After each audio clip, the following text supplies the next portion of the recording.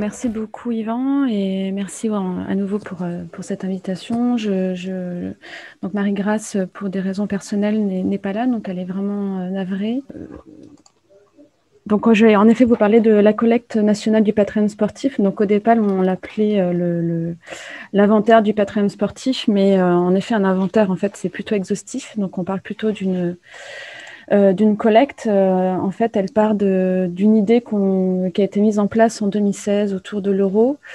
En effet, en 2016, les musées des villes hôtes qui ont accueilli l'euro ont souhaité, en tout cas les musées des villes hôtes ont souhaité travailler ensemble, notamment sur la collecte de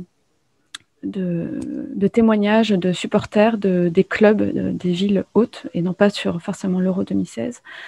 Et donc, c'était à la fois des collectes de témoignages, mais aussi des collectes d'objets quand cela était possible. Un de nos principaux partenaires a été le Louvre-Lens, qui a réussi à créer un rapport assez étroit et particulier avec le RC Lens. Ils ont fait une exposition d'ailleurs qui s'appelait le RC Louvre. Et donc, chaque musée a mis en place des interviews, les supporters lors de matchs locaux, acceptaient de parler de leur rapport particulier avec leur club. Donc c'était vraiment une vraie réussite et des témoignages assez émouvants. Et donc on a pu mettre ça aussi en place à Nice avec les supporters de l'OGC Nice. Et ensuite, tous ces témoignages ont pu être mis en place et diffusés et valorisés sur la plateforme Joconde de ministère de la Culture. Donc, c'était à la fois des supports audio et des objets, et puis également sur une chaîne YouTube. Donc, Donc, ça, c'est visuable. On peut visualiser ça sur Internet et également au musée, dans le Café des Aiglons, on a mis une table numérique où on peut visualiser les témoignages de ces supporters de l'OGC Nice. Donc là, c'était vraiment un travail collaboratif entre les différents musées.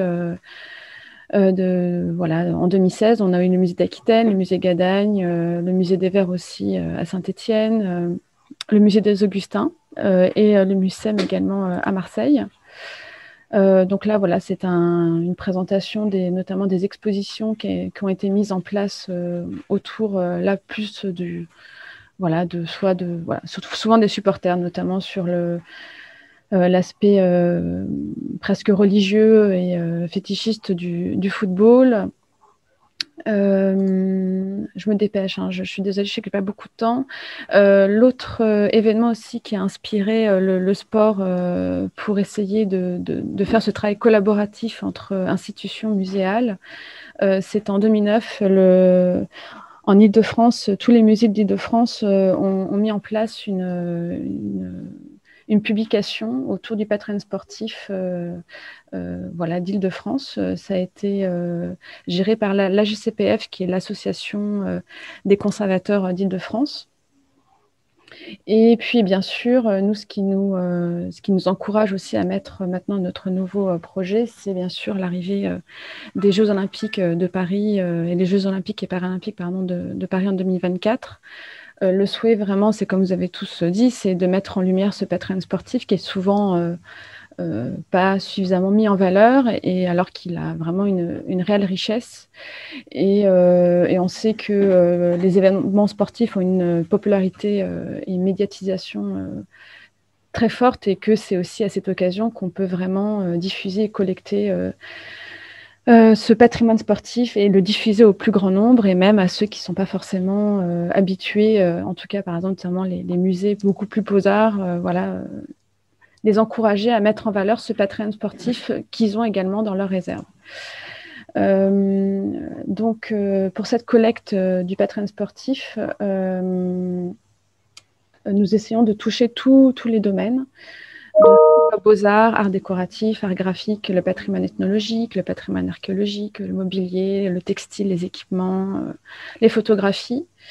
Bien sûr, on essaye de toucher les musées, ce qu'on appelle les musées de France, les musées territoriaux, musées nationaux, mais également les musées privés, les collections privées, ce qu'on appelle les FRAC, les fonds régionaux d'art contemporain, mais également les fondations, les musées de clubs, les fédérations.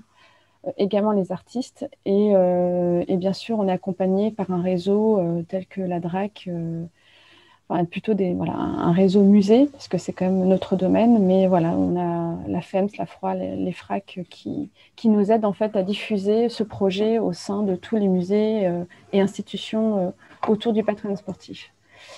Les objectifs de cette collecte, c'est qu'on arrive à organiser quand même un inventaire participatif qui attire l'attention du public et qui construit ce qu'on appelle la mémoire des communautés patrimoniales.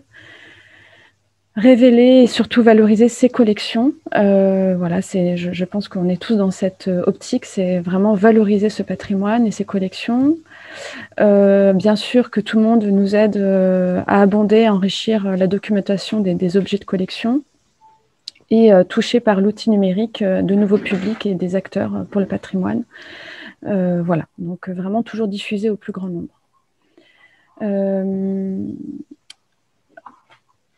Donc, le musée souhaite faire une diffusion nationale avant tout. Donc, on essaye de toucher toutes les institutions participatives, participantes pour cet inventaire. Donc, ce projet a été lancé en 2020. On commence à avoir des institutions qui souhaitent faire partie de cette collecte. Et donc, Marie-Grâce, qui fait partie de l'ICOM, mais plus particulièrement de l'ICMA, essaie de toucher également les musées sportifs européens et puis bien sûr en dehors de la sphère européenne comme l'Amérique du Sud, l'Afrique et idéalement aussi l'Asie. Donc ça sera vraiment sur des projets futurs, mais le but c'est que cette collecte soit vraiment sur le long terme internationale. Donc c'est assez ambitieux, mais bon, on va essayer. Alors, je ne sais pas si vous connaissez tous le musée du sport. Donc, on a de très belles collections, 45 000 objets, plus de 400 documents et archives patrimoniales. On a un très beau musée, sauf que depuis très longtemps, on n'a pas d'outils, de portails qui permettent de valoriser vers le plus grand nombre, en fait, toutes ces collections, voilà, notamment, il conserve dans ses réserves. On a des belles collections exposées tous les jours, mais c'est, on va dire, un dixième de nos collections. Donc, c'est assez frustrant. Donc, il y a vraiment le souhait que on diffuse nos collections. Donc, on s'est rapproché de la Bibliothèque nationale de France, qui offre la possibilité de développer des portails de qualité. C'est la solution, ce qu'on appelle Gallica Marque Blanche, qui a déjà voilà, travaillé sur la grande collecte 14-18. Vous avez dû en entendre parler. Et donc, on s'est rapproché d'eux pour développer ce portail qui diffusera les collections du musée, mais également cette collecte participative. Les atouts de ce portail, c'est que c'est un accès libre. Voilà, c'est la Bibliothèque nationale de France, hein, donc c'est quand même un outil déjà connu d'un plus grand nombre, donc il y a une visibilité quand même qui est non négligeable. Il y a une consultation à distance sur n'importe quel support informatique, il y a un moteur de recherche simple et avancé. Il y a également, ce qui est intéressant, la fonctionnalité de géolocalisation grâce à l'outil l'Arpenteur. Bien sûr, il y aura des notices complètes pour chaque objet qui sera diffusé, ou chaque item en tout cas. Et puis également, surtout, ce portail permettra d'avoir un outil d'éditorialisation qui nous permettra de créer des dossiers thématiques, des focus sur des collections, de créer des petits billets ou voilà, des expositions numériques.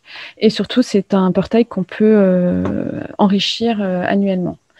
Donc là, voilà, c'est une page qui vous présente un petit peu le développement, enfin, voilà, on va dire le process avec la BNF. Donc, en fait, il y a des conventions qui sont mises en place avec les institutions partenaires pour la collecte et le MNS. On transmet donc les données de chaque institution, donc c'est leur notice et des images haute qualité, parce que c'est une bibliothèque numérique, donc il nous faut avant tout une très belle image de l'item qui sera présenté. Ensuite, on transmet toutes ces données bien sûr à la BNF, à Gallica Marque Blanche, et puis voilà, il y aura des sessions de diffusion d'informations et d'objets 2 fois par an.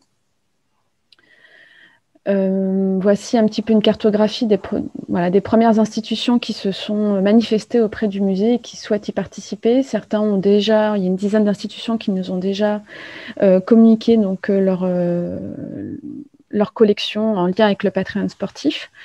Donc normalement en février 2022, ça sera mis en ligne. Donc il y a comme le château-musée de Saumur. Alors Saumur, excusez-moi, il n'y a qu'un seul M, pardon pour cette faute. Il y a le musée de l'élégance et de la chemiserie masculine, la Fédération française de tennis, le musée des antiquités de Rouen, le musée d'art et d'histoire de Colombes, le musée international de la chaussure à Romans, le musée alpin de Chamonix et le musée du papier peint à Rixheim. Comme vous pouvez voir, en PACA, nous avons aussi 3 institutions qui se sont rapprochées de nous. Donc, il y a l'Automobile Club de Nice, le FRAC PACA, et il me manque bien sûr une autre institution qui est le MAMAC, bien sûr, à Nice.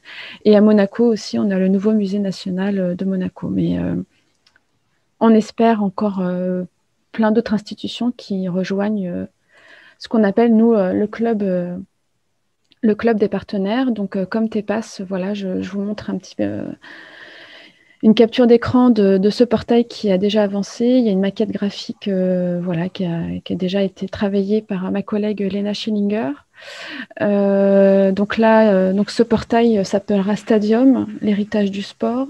On a essayé de trouver un nom de portail qui, en fait, fédère voilà, et toutes ces institutions, qu'elles soient muséales, sportives, et que voilà, ça soit un lieu de partage et de connaissance du patrimoine sportif.